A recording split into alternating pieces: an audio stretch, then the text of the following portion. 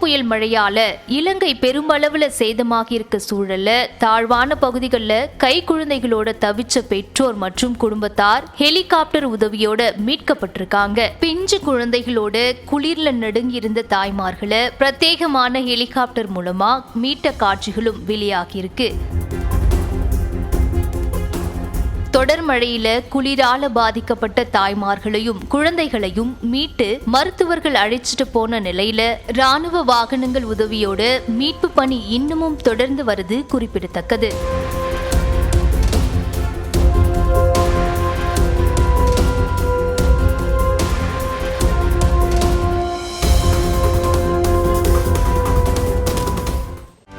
செய்திகளை உடனுக்குடனும் துல்லியமாகவும் தெரிந்து கொள்ள சப்ஸ்கிரைப் பண்ணுங்க.